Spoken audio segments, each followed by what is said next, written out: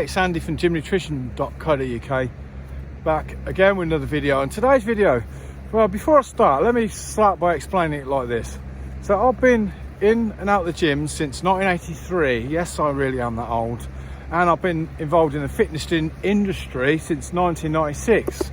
So yes, I've been around a while, and every year you hear the same thing, year in, year out, decade in, decade out. It usually starts sort of October time, October, November, and the usual carry on is something along the following lines. Right, this year in January, my New Year's resolution is going to be, I want to lose a little bit of fat, I want to tone up, feel a little bit better about myself, feel a bit fitter, more energy, those type of things. So that normally starts in October. So why does it start in October? I mean, if you want to get fitter, then just get fitter. People keep putting it off year after year. And I'm not saying people are lazy. Well, I kind of am, I suppose, aren't I? Yeah, I'm saying people are lazy and not very motivated to do it. And if you're lazy and not very motivated to do it, the chances of are you actually doing it is going to be slim to actually non-existent. Don't get me wrong, I'm lazy and unmotivated at times as well.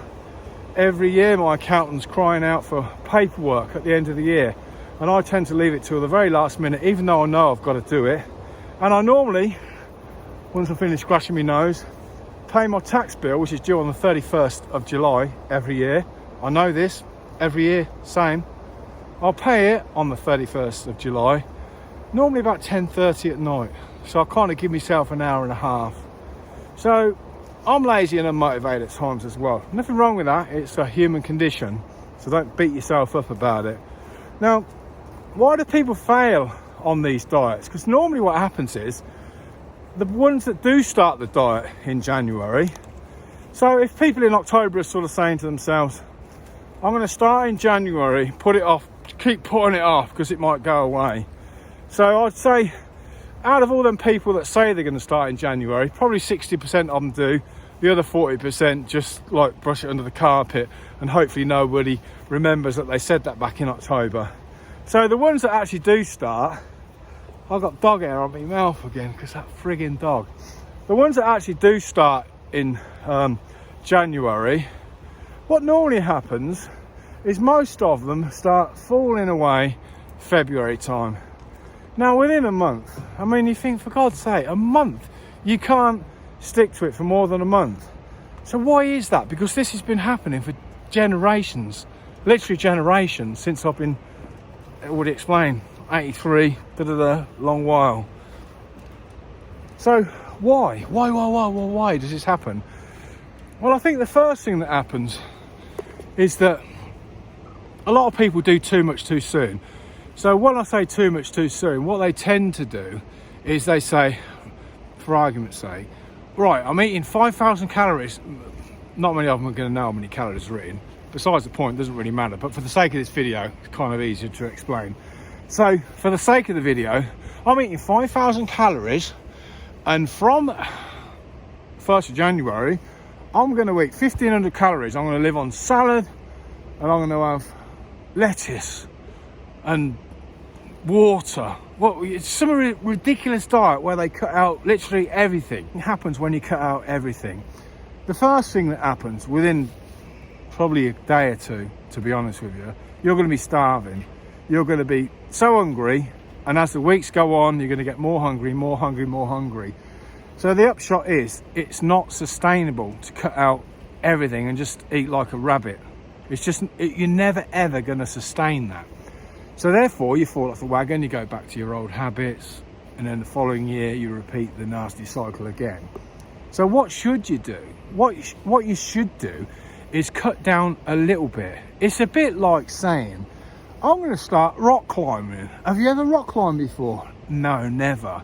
Okay, that's really good. Hope you get on all right. What are you going to do when you start rock climbing? I'm going to buy some walking boots and I'm going to climb Mount Everest. I'm going on Saturday. Okay, well, good luck with that one then, mate. And it's going to be cold and you're going to die in agony and everything else, yeah? Have a good time. So it's not really feasible to cut out everything in one go because it just doesn't work like that. So what should you do? You should start with baby steps. Baby steps, that's what you need to do.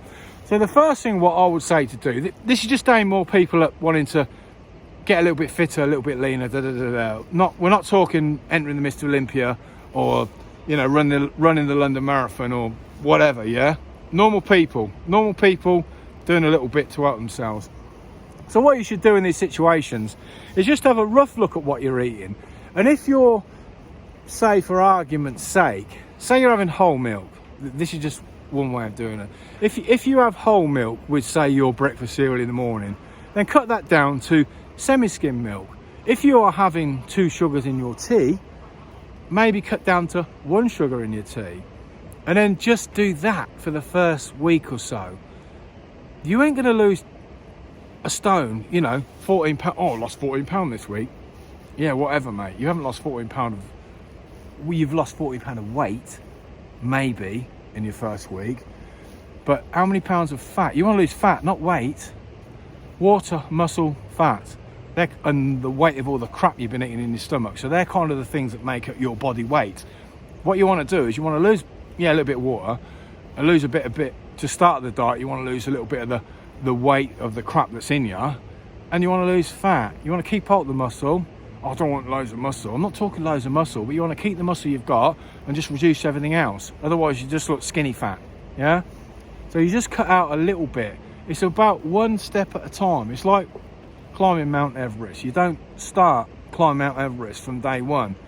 You maybe start on a small hill, slightly bigger hill, small mountain, steps, yeah?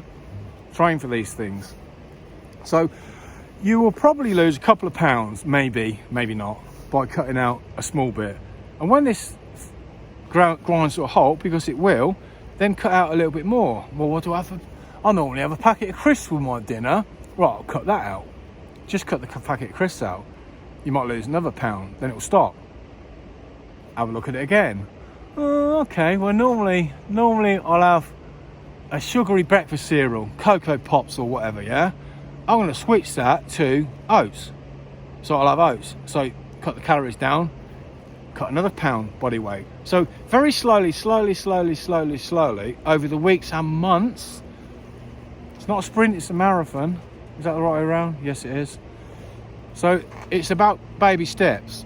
And also the other thing is, if you cut out everything in one go, your body's going to be like, oh my God, there's a famine. There is a big famine coming. Quick, put the brakes on, stop. And it stops the metabolism. Well, not literally stops it, but it'll slow it right down. The idea of slowing it right down is because your body thinks it's in a famine, so therefore it wants to conserve everything it's got for leaner times ahead. No food. I need this body fat that I've been accumulating for years.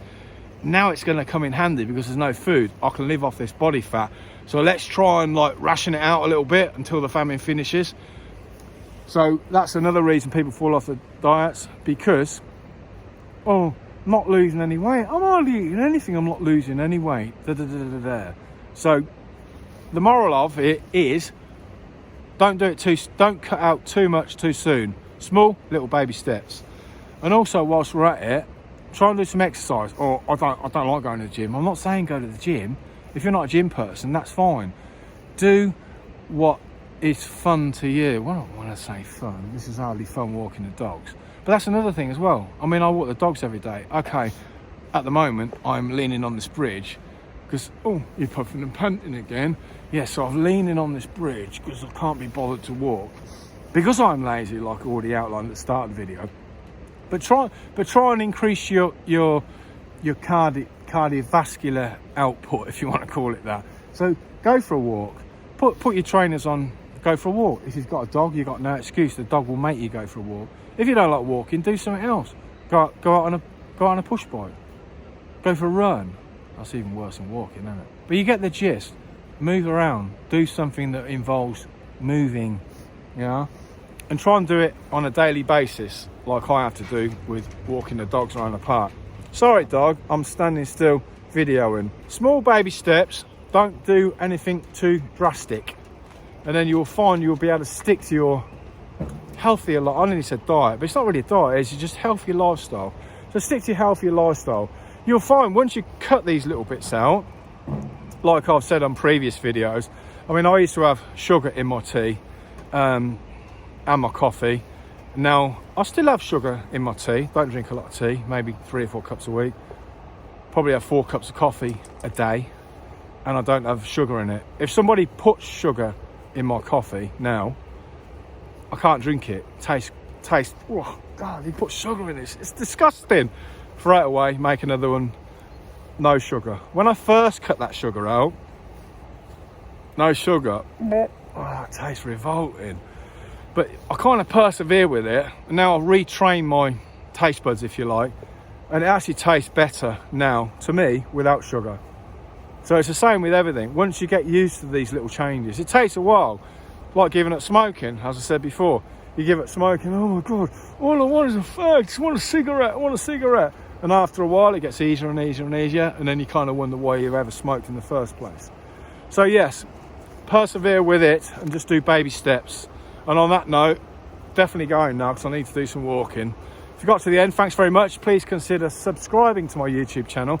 If you're watching it on Instagram or anything else, then yeah, I've got a YouTube channel, Gym Nutrition. Just look it up. Anyway, thanks again. Speak to you on the next one. Goodbye.